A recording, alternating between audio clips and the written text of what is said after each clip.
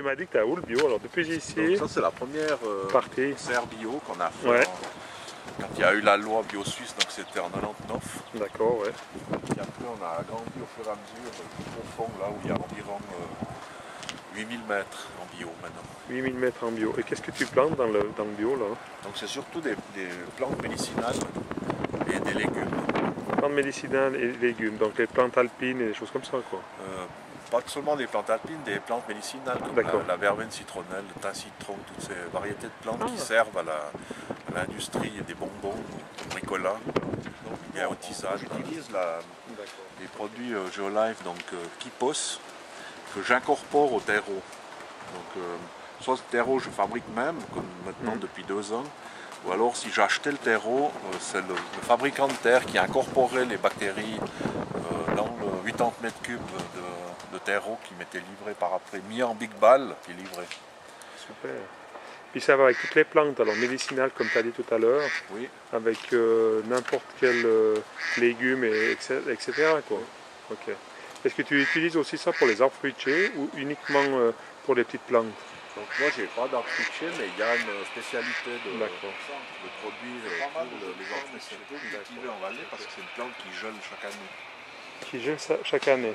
Donc chaque année tu es obligé de replanter ou... Donc, je suis en train de faire des essais parce que avec les micro-organismes de Geolife, on obtient un pH optimal du terreau, ce qui permet d'assimiler mieux les éléments phosphore et potasse, et ça donne une meilleure résistance aux plantes, aux maladies et froid. Bien sûr, dans la cellule, on a plus de polysaccharose qu'avec un engrais chimique azote-eau, donc on va retrouver de l'eau dans les cellules. Ici, on va retrouver des polysaccharoses, donc une densité et une résistance beaucoup plus importante. Puis le néophyte, c'est quoi ça? C'est du sucre. C'est du sucre uniquement, dans d'accord. une cellule de plante, D'accord. au lieu d'avoir de l'eau Ouais. et peu de polysaccharose, si on a l'équilibre du sol, on a beaucoup de polysaccharose et peu d'eau. D'accord. Ce qui fait une plante plus dense, donc plus résistante aux maladies, au gel, etc. Parce que le sucre, il ne gèle pas. Hein. D'accord. L'eau, oui. Et puis, ça intervient aussi au niveau de la saveur. Si on a un fruit qui contient beaucoup de sucre, il sera plus savoureux qu'un fruit qui contient verte. Et un légume. Bon, voilà, d'habitude, c'est très difficile à tenir les romarins en pot. Du fait du gel et puis ensuite du fait de...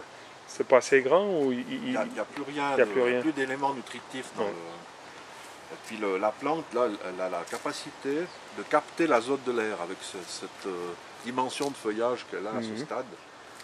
Et ça dépend de nouveau de l'équilibre des micro-organismes dans le sol. Mon substrat en l'occurrence, parce que c'est... Et ici on a la fleur, donc la fleur de nos Alpes, Edelweiss. Bon, c'est un peu passé fleur. Hein. Oui, bien sûr, c'est le... En pot, ça tient pas très longtemps. Voilà une qui est magnifique là. Et depuis quand on a réussi à faire de l'élevage en pot des Edelweiss? Ça fait pas longtemps, hein? Bon, c'est pas très difficile. Cette variété elle a été sélectionnée par l'agroscope, la station de recherche fédérale. Et puis il y a une variété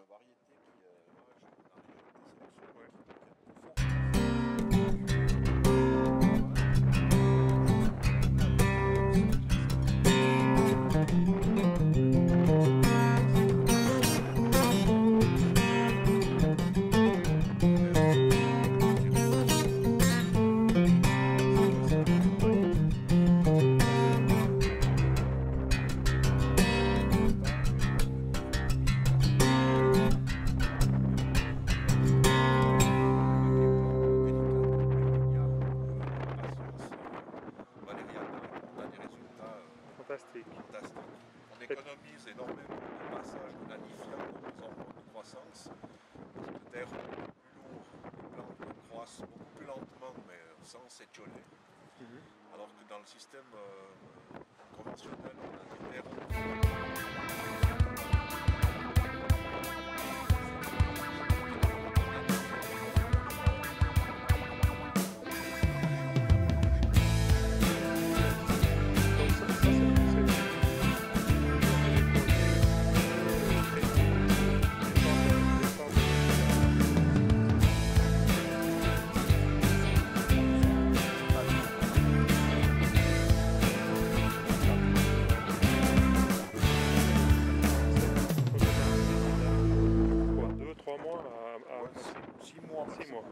maximum. Donc il n'y a pas d'odeur, comme vous pouvez remarquer, il n'y a pas de mouche. Et pourtant on a eu de la pluie ces jours. Pas non plus de signal, on voit toujours sur un tas de fumier. C'est d'ailleurs ce qui attire les mouches.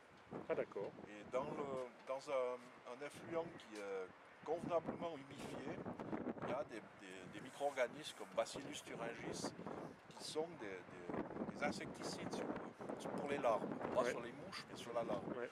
Donc l'insecte sait très bien que s'il vient pondre là-dedans, sa larve elle n'a aucune chance d'éclore. Donc les mouches ne viennent pas pondre. Donc on va avoir quelques mouches dans l'élevage. On n'aura pas d'invasion de mouches parce qu'il n'y a pas de larves.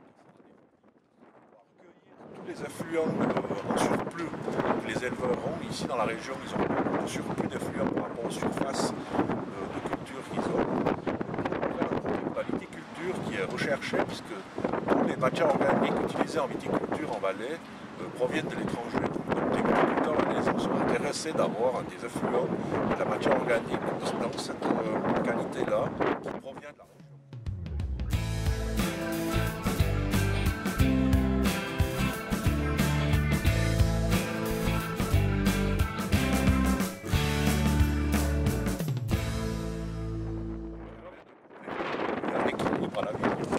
Et là, comme j'expliquais, là, sur un volume comme ça, donc pareil, on peut dire qu'il a réduit de 30%. Donc, au moment qu'il est sorti de l'étable à M. Flay, il perd déjà 30% de volume.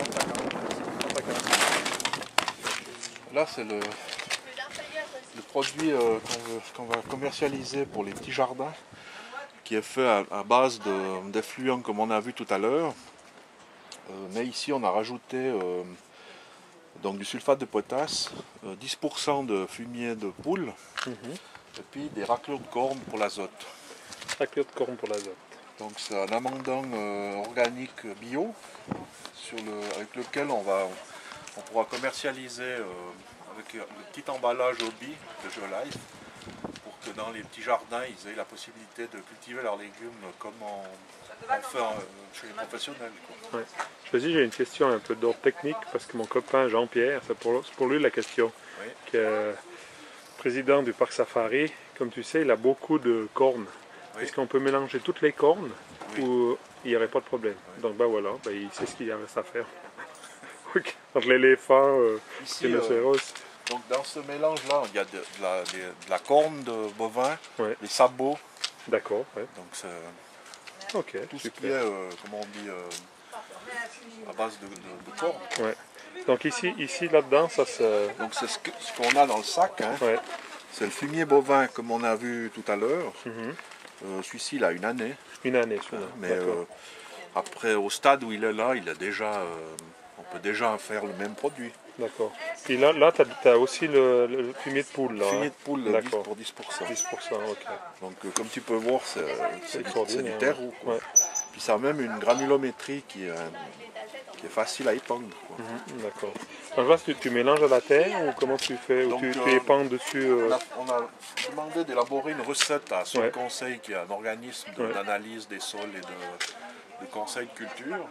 Et puis ils nous ont fait une recette unique où on a donc un dosage moyen pour les besoins d'un jardin potager. Puis après, sur l'emballage, ça sera marqué. Selon que c'est des salades, des oignons ou des tomates, on va épandre un sac, 2 sacs ou 3 sacs sur un art de terre, sur 100 mètres carrés. Et puis le petit emballage, il est entre 70 et 80 francs, c'est pas encore défini.